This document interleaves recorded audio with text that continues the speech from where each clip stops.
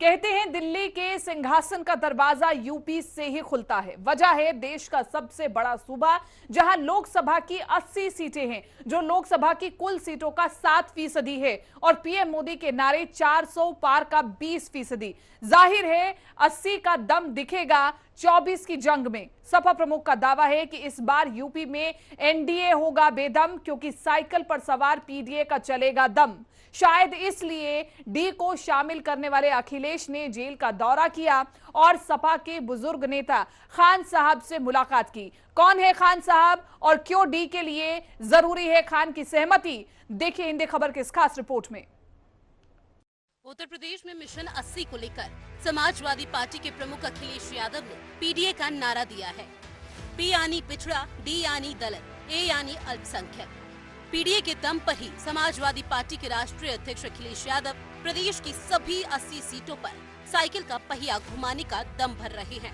सपा के परंपरागत vote bank मुस्लिम और यादव तो नेताजी यानी कि सपा संस्थापक मुलायम सिंह यादव के जमाने से है।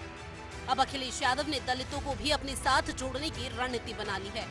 बीएसपी प्रमुख मायावती से 36 का आंकड़ा रखने वाले सपा नेता आजम खान से जेल जाकर सपा प्रमुख अखिलेश यादव का मिलना शायद इसी रणनीति का एक हिस्सा है, क्योंकि 2019 में भी बुआ भतीजे यानी मायावती और अखिलेश के हाथ मिलाने से खान साहब काफी नाराज थे, लेकिन तब नेताजी ने आजम खान को मना लिया था। आजम खान का मानना था कि सपा बसपा गठबंधन से सपा को नुकसान होगा और बसपा को लाभ। चुनाव परिणाम सामने आया तो खान साहब की बात सच निकली। बसपा 0 से दहाई का आंकड़ा पार कर गई। वहीं सपा 2014 में जीती हुई सीट भी हार गई और सिर्फ 5 सीटों पर साइकिल का पहिया चल पाया। बाकी जगह टायर पंचर हो गया। नेताजी तो अब इस दुनिया में नहीं रहे, लिहाजा पार्टी हित में मारक सुझाव के लिए अखिलेश जा पहुंचे आजम खान की शरण में, जो फिलहाल जेल में बंद है।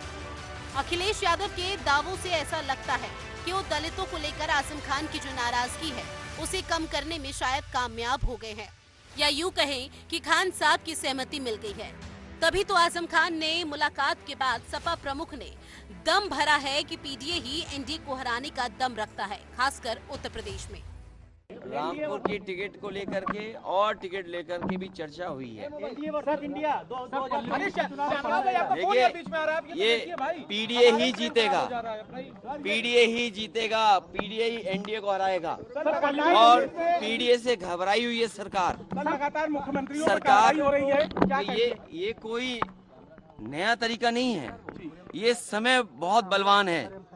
हमने आपने तमाम किस्से सुने होंगे, समय से ज्यादा बलवान नहीं है और समय आएगा जब बीजेपी को भी जनता सबक सिखाएगी। केवल जनता इंतजार कर रही है कब उसे वोट डालने का मौका मिल जाए।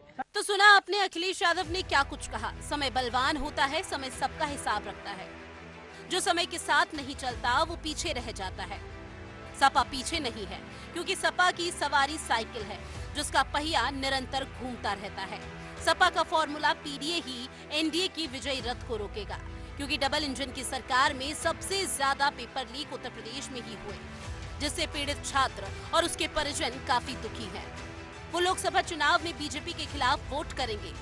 सपा प्रमुख का दावा है कि 24 की जंग में बीजेपी 80 की 80 सीट हारेगी और जीत इंडी गठबंधन की होगी, या यूं कहें पीडीए की होगी। वो कैसे? गुणा भाग की कहानी सुनिए अखिलेश की जुबान। उत्तर प्रदेश में सबसे ज्यादा पेपर लीक हुए हैं, कोई एक पेपर लीक नहीं हुआ है। जितनी भी परीक्षाएं हुई हैं सबके पेपर लीक हुए हैं और पेपर लीक होने से जिन बच्चे नौजवानों का भविष्य अंधकार में गया है, मैंने कई बार बोला हूं, मैं फिर बोलता हूं, 60 लाख बच्चे जिनका भविष्य इस भारतीय जनता पार्टी ने उत्तर प्रदेश में छीना है। 60 लाख और उनके माँ बाप को मिला लें तो 60 लाख गुणा 3 कितना हुआ? 1 करोड़ 80 लाख। 1 करोड़ 80 लाख का अगर हम भाग दे दें, 1 करोड़ 80 लाख को हम भाग दे दें 80 से लोकसभाओं से, तो हर लोकसभा में 2,25,000 वोट कम हुआ है। और जिस दल का 2,25,000 वोट कम हो जाए एक लोकसभा में, तो सोचो कितनी घबराई हुई होगी। क्या इलेक्ट्रॉन बॉन्ड ने भारतीय जनता पार्टी का बैंड नहीं बजा दिया? वहीं लोकसभा चुनाव 2024 के लिए समाजवादी पार्टी ने 6 और सीटों के लिए अपने प्रत्याशियों की घोषणा कर दी है। जिन सीटों की घोषणा हुई है वो है संभल, बागपत, नोएडा, पीलीभीत, घोसी और मिर्जापुर। सपा ने संभल से दिवंगत सांसद शफीकुर रहमान बर्ग के पोते को इस बार टिकट दिया। 24 की जंग में एनडीए के खिलाफ पीडीए के जो प्रत्याशी दम भरेंगे वो है संभल से जियाउर रहमान बर्ग, बागपत से मनोज चौधरी, नोएडा से राहुल अवाना, पीलीभीत से भगत सरन गंगवार, घोसी से राजीव राय, मिर्जापुर से राजेंद्र सिंह बिंद। जेल में बंद आजम खान उत्तर प्रदेश के सबसे बड़े मुसलमान चेहरों में से एक हैं। मुलायम सिंह यादव के करीबी रहे आजम खान कई बार विधायक और सांसद भी रहे। साथ ही मुलायम सिंह यादव और अखिलेश सरकार में मंत्री भी रहे। आजमगढ़ और रामपुर लोकसभा सहित आसपास के 1 दर्जन से अधिक लोकसभा सीटों पर आजम खान का प्रभाव माना जाता है। ऐसे में मतदान से पहले जेल जाकर आजम खान से अखिलेश का मुलाकात करना बड़ी बात मानी जा रही है। मुलाकात में दोनों के बीच क्या कुछ बातें हुई ये तो सपा प्रमुख अखिलेश यादव ने मीडिया से शेयर नहीं की। हाँ, लोकतंत्र के चौथे स्तंभ को सावधान रहने और एक तरफा रिपोर्टिंग करने से बचने की नसीहत जरूर दे डाली। यकीन ना हो तो सुनिए और समझिए अखिलेश का इशारा किस ओर है। मैंने आपसे कहा बीजेपी से सावधान रहिए, मतदान तक सावधान रहिए, कुछ भी बीजेपी कर सकती है। निष्पक्ष चुनाव की बात कर रहे हैं। खड़गे साहब ने कल कहा है निष्पक्ष चुनाव हो, आपको क्या लगता है निष्पक्ष नहीं होगा? अरे हमारा मीडिया निष्पक्ष नहीं है। अरे तुम चुनाव की बात कर रहे हो, हमारा मीडिया भी कभी कभी निष्पक्षता वाला जो हिस्सा है, जो पक्ष है, वो भी भूल जाते हैं। इसलिए हमें उम्मीद है कि हमारे मीडिया के साथी ये जो यहाँ आए हैं, ये भी लोकतंत्र बचाने के लिए आगे खड़े दिखाई देंगे। केंद्र की मोदी सरकार की हैट्रिक को रोकने के लिए सपा जी जान से उत्तर प्रदेश में जुटी हुई है। एक सीट पर जिताऊ कैंडिडेट को ही सपा मैदान में उतार रही है।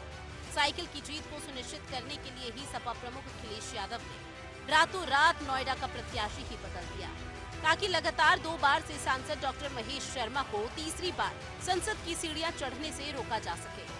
जब पत्रकारों ने बदायूं हत्याकांड को लेकर सपा का स्टैंड जानना चाहा, तो उन्होंने फौरन ही योगी सरकार पर हमला बोल दिया और कहा कि जीरो टॉलरेंस का दम भरने वाली डबल इंजन की सरकार में कानून व्यवस्था का हाल बेहाल है।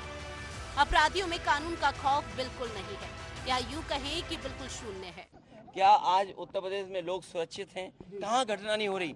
क्या आप सोच सकते हैं कस्टोडियल डेथ हो रही हो? जो लोग विश्व गुरु बनाने का संकल्प लेते हो, विकसित भारत को बनाने का संकल्प लेते हो, वहाँ कस्टोडियल डेथ में वो प्रदेश नंबर 1 हो। बदायूं कांड पे क्या कह रहे हैं? ये जितने भी कांड हो रहे हैं, लॉ एंड ऑर्डर, आप खुद सोचिए, 3 घंटे में एनकाउंटर कर दिए। आप खुद सोचिए कि जो सरकार ये कहती है कि जीरो टॉलरेंस है लॉ एंड ऑर्डर के मामले में, इसका मतलब ये सरकार इंतजार करती है घटना होने का। जो रिस्पांस सिस्टम बना था, या जो लॉ एंड ऑर्डर का जीरो टॉलरेंस की बात थी, वो जीरो टॉलरेंस जीरो हो गई कि नहीं हो गई? बदायूं की घटना ने साबित कर दिया है कि जीरो टॉलरेंस का नारा देने वालों का law and order zero tolerance zero है। बहरहाल समाजवादी पार्टी ने उत्तर प्रदेश की कुल 80 लोकसभा सीटों में से आधे यानी कि 40 पर अपने प्रत्याशियों के नामों का ऐलान कर दिया है। बाकी सीटों पर भी जल्द ही उम्मीदवारों का ऐलान कर दिया जाएगा, ऐसा सपा का कहना है। शायद कांग्रेस की सूची का सपा को इंतजार है। ब्यूरो रिपोर्ट, हिंदी खबर।